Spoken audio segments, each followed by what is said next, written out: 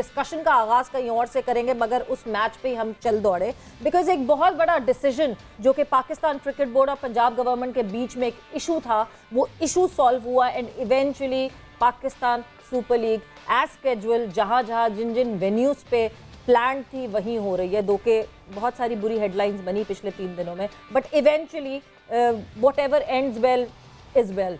सो मगर लाला, ये जो सारा कुछ हुआ, ये सिनारियो इवेंचुअली अब ये है कि यस, पीएसएल जिस तरह होनी है उसी तरह हो रही है। सवेरे इंशाल्लाह मेरे कल जो हमारी बात हुई थी, मैंने यही कहा था कि इंशाल्लाह ठीक हो जाएगा सारा कुछ, और इसमें मेरे ख्याल में बहुत बड़ा डिसीजन था ये, क्योंकि हमारी लीग की बात थी, हमारे ब्रांड की बात थी, और अल्हम्दुलिल्लाह पीसीबी को बड़ी मुबारकबाद जाती है, पंजाब गवर्नमेंट को, क्या आपस में बैठे और डिस्कस किया इस चीज़ को।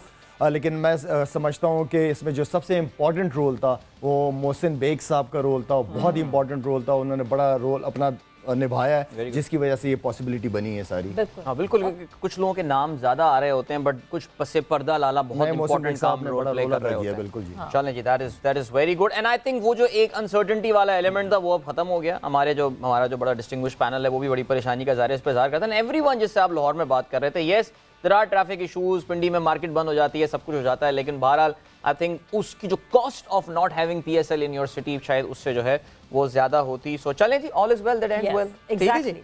अब जरा बात करते हैं, हाँ जी, अपने गुज़िश्ता से पेवस्ता अपने डिस्कशन को लेकर चलते हैं, और आप शायद नोट पता नहीं कर रहे हैं या नहीं, लेकिन हमारी इस वक्त टेबल्स पे जो है वो लाहौर कलंदर्स के जीतने की खुशी में रस मलाई भी आ गई है लाला की तरफ से। लाहौर वालों को आई है कि नहीं? आप उनको ललचाए जा रहे हैं। नहीं, खा भी गया, इमाम खा गया, पता नहीं क्या खा रहा था, यहाँ कुछ भी नहीं आया।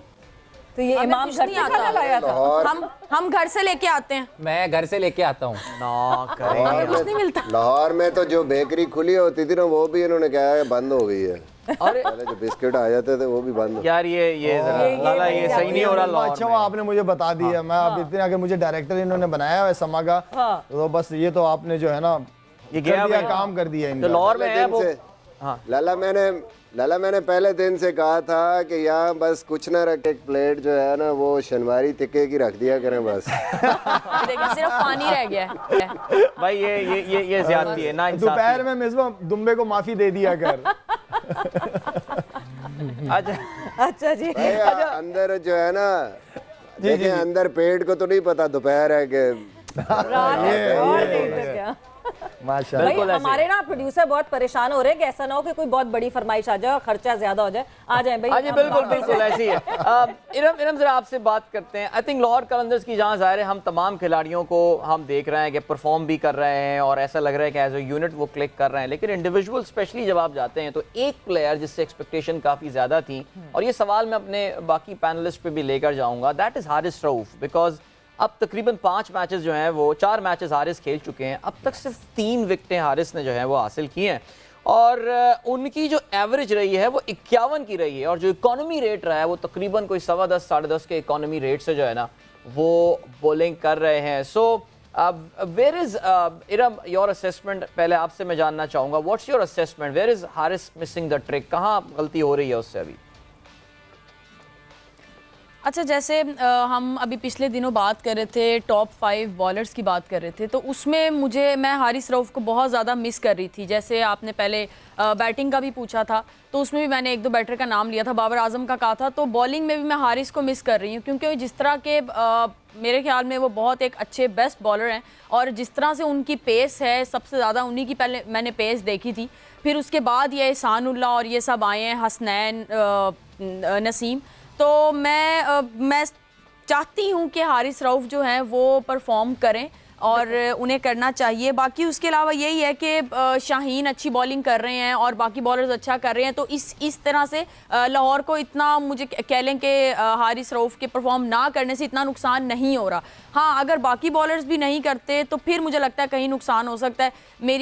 मैं दुआ ही कर सकती हूँ, बाकी तो कह लें कि हारिस रऊफ जान सकते हैं कि अभी क्या इश्यूज चल रहे हैं, क्या उनकी पेस नहीं आ रही या कोई इंजरी है या कुछ भी हो सकता है, वो मैनेजमेंट जानती है या प्लेयर जानता है। तो मेरी दुआ ही है कि वो नेक्स्ट मैचेस में वो अच्छा करें और टीम को उनसे भी कोई फ़ायदा हो। देखिए, मैं थोड़ा सा यहाँ ऐड करना चाहूँगा।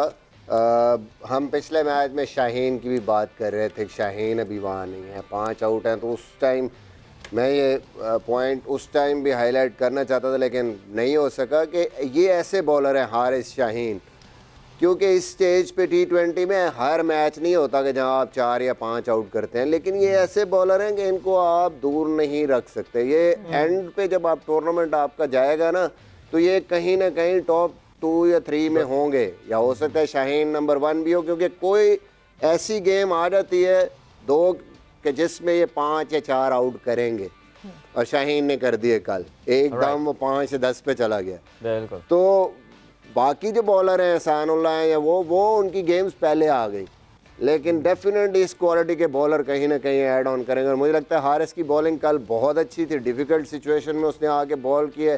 कैडमोर की जो विकेट ली है उसने, बड़ा ज़बरदस्त वेल डिस्गाइज्ड बॉल था। अगर ना आउट होता तो ये मैच कहीं ना कहीं एंड तक चला जाता और ज़्यादा प्रेशर में आती लाहौर।